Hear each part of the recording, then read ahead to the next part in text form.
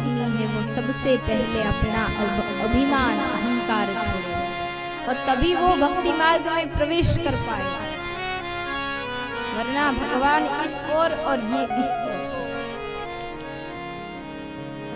तो અહીંયા કપિલ નારાયણ માતાને કહે છે કે અહંકાર રૂપી ગાંઠને કાપવા માટે અને હૃદયને શુદ્ધ કરવા માટેનું જ્ઞાન હું તમને આપું છું, પણ જ્ઞાન એની સામે અપાય કે જે પાત્ર છે, જે જ્ઞાનને ગ્રહણ કરવા માંગે છે।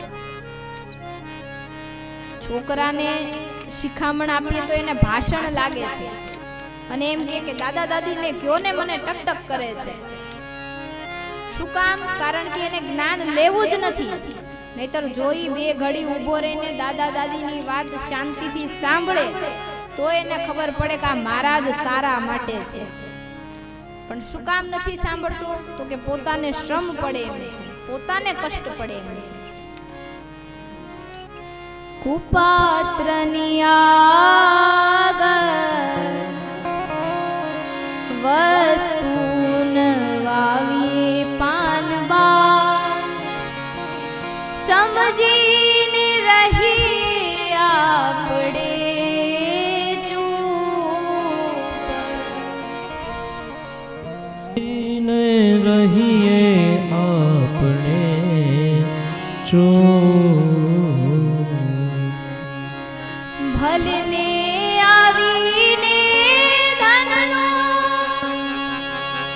ઢગલો કરે તો ભલે રે આવીને ધનનો ઢગલો કરે તો। जब हम इस संसार में रहते हैं तो कोई हमें धन का लोभ देता है कि भाई तू ये काम कर दे, मैं तुझे इतने पैसे दूंगा, तो जो भक्त नहीं है वो पलट जाएगा, उसे ध्यान नहीं रहेगा कि ये अधर्म है, ये कुकर्म करने के लिए कह रहा है, और हमें ध्यान नहीं रहेगा और हम अपने कर्म से विमुख हो जाएंगे।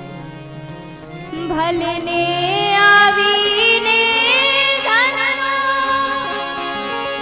ढगलो करे तो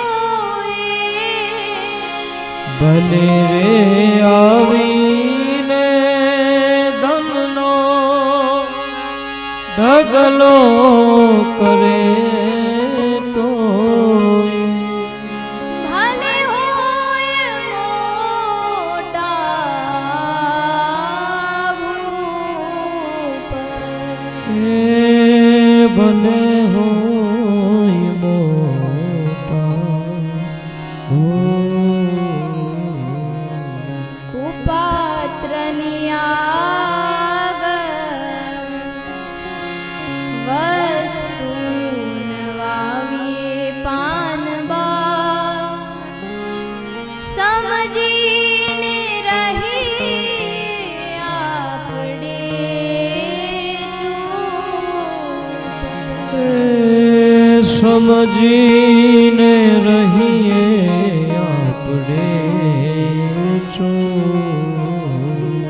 जिसको जरूरत नहीं वहां बिन मांगे ज्ञान मत दीजिए, क्योंकि उसे ज्ञान देंगे फिर भी वो लेगा नहीं और उसे अपना जीवन परिवर्तित करेगा नहीं, तो क्या खाली फोकट का समय बिगाड़ना, उसे छोड़ दो,